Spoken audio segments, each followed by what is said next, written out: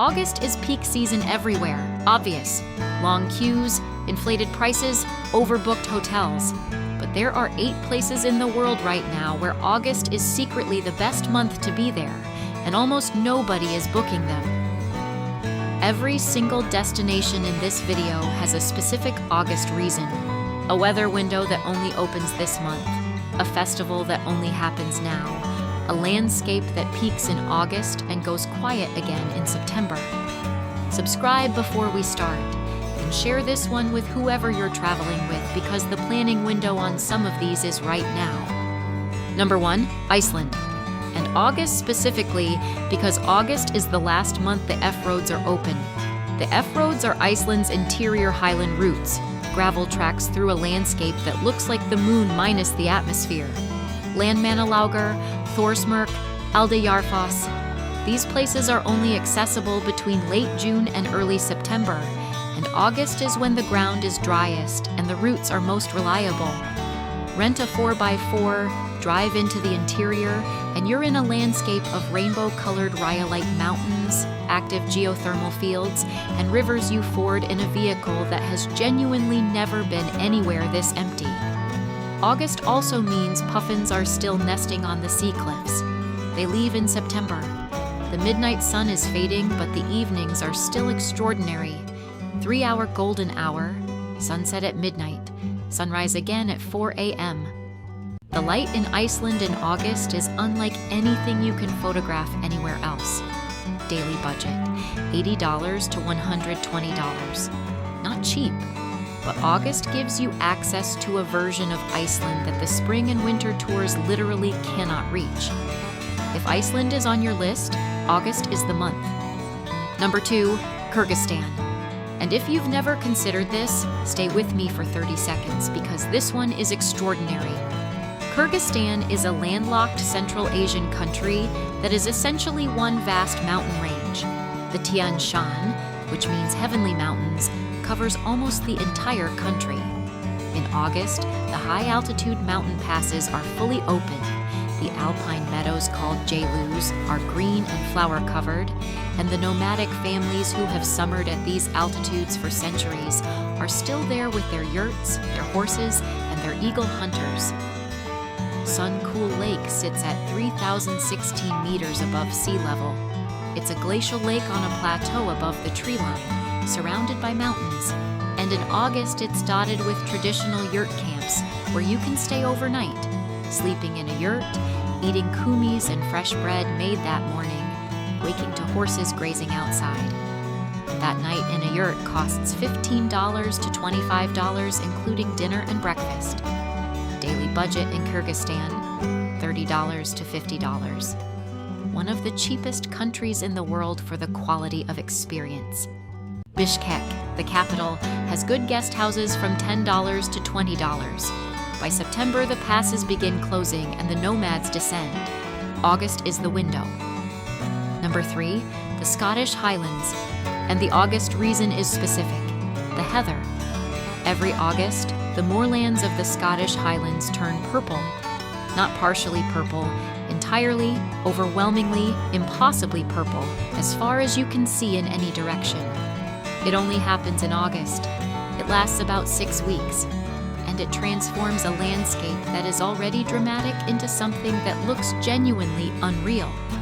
Purple hills dropping into black lochs, gray skies, the occasional castle ruin.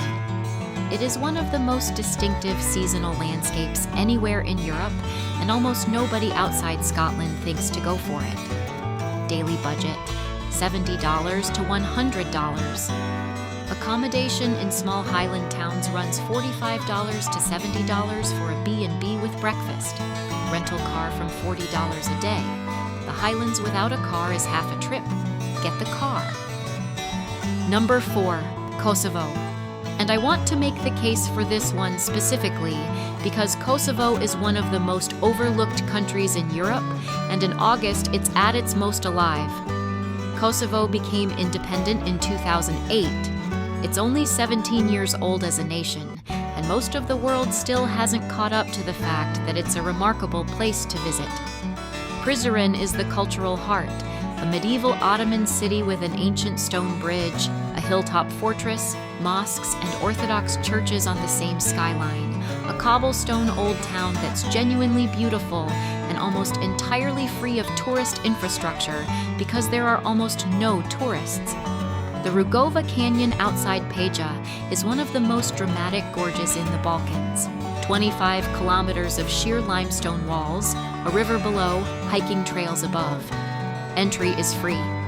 Kosovo also has the Shar Mountains for serious summer hiking, a bear sanctuary outside Pristina that rescues bears from captivity and allows responsible visits, and a capital city, Pristina, with a cafe culture that's been described as the most intense per capita in Europe. Daily budget, $30 to $45. Cheapest country in Europe with genuinely interesting things to see.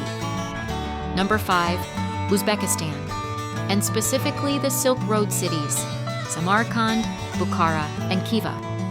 These 3 cities are some of the most extraordinarily preserved ancient architecture on Earth. The Registan in Samarkand, 3 15th century madrasas covered in intricate turquoise tilework facing a single square, is the kind of sight that makes you stand still and just look for 10 minutes. The entire square is UNESCO listed. Entry, $5. Bukhara's old city has 140 listed architectural monuments packed into a walkable medieval center. Khiva's inner city, Ichankala, is an entirely walled ancient city where people still live. It was declared a UNESCO World Heritage Site in 1991, and nothing has really changed. Daily budget, $35 to $55. Uzbekistan is straightforwardly cheap. Guest house in Samarkand, $15 to $30. The train between cities on the Afrosiab high-speed rail is $8 to $20 and fast. Uzbekistan is the Silk Road. In August, the tourist crowds are thinner than spring, and the bazaars are in full season. Number 6, the Lofoten Islands, Norway. And August is the specific month because the midnight sun is still giving you 24-hour golden hour, and the sea temperature has peaked. The Lofoten Islands are an archipelago above the Arctic Circle, where jagged mountain peaks rise directly out of the sea. Red and yellow fishing cabins called roorbu sit on stilts above the water. The scenery is completely vertical. There's no flat land, just mountain and sea, and the narrow strips of village between them. In August, the Vestfjorden is calm enough for sea kayaking between islands. The sea eagle population is visible from shore, and cold water surf breaks on the western coast are at their most consistent. A roorbu cabin for 2, sleeping in an actual Norwegian fishing cabin on the water, runs $80 to $120 a night and is worth every cent of it as an experience. Daily budget, $90 to $130, which puts Lofoten at the pricier end of this list. Number 7, Oaxaca, Mexico. And the August reason is the Guelaguetza. The Guelaguetza is one of the most important indigenous festivals in the Americas, held in Oaxaca on the last 2 Mondays of July, with the celebrations extending deep into August.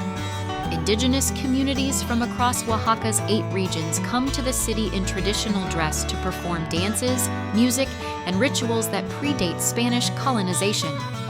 It's not a performance for tourists. It's a genuine living cultural tradition that has continued for hundreds of years and that Oaxacans themselves attend in their thousands. Oaxaca outside the festival is already one of the great destinations in Mexico. The city is colonial, colorful, and completely walkable. Monte Alban, a Zapotec city built on a flattened mountain plateau around 500 BC with views across the whole Oaxacan Valley, is $5 to enter and one of the most impressive pre-Columbian sites in the country. Daily budget, $40 to $60. Private room in central Oaxaca, $25 to $45. In August, you get the city and the Guelaguetza together. That combination doesn't happen any other month of the year. And number 8, the Dolomites, Italy. The one on this list I've saved for last because August is when the Dolomites are at their most quietly perfect. The Dolomites are a UNESCO World Heritage mountain range in northeast Italy.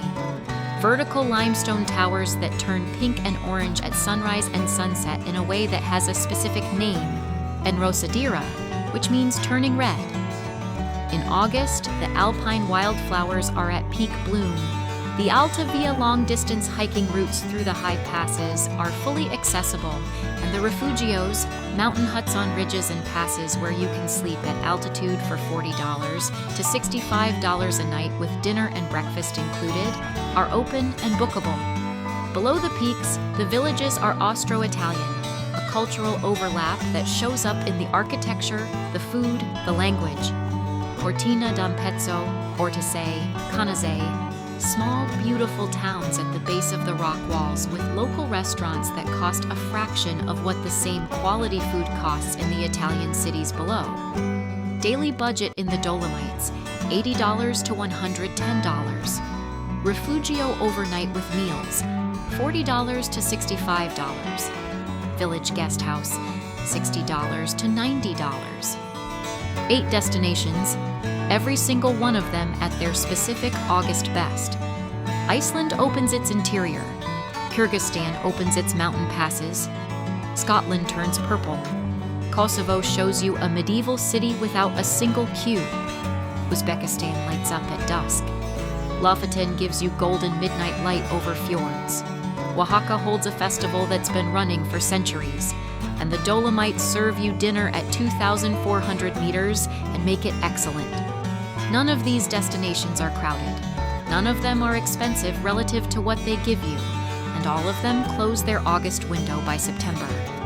Drop in the comments which one is going on your list, and if you've been to any of these in August specifically, tell me if the timing made the difference.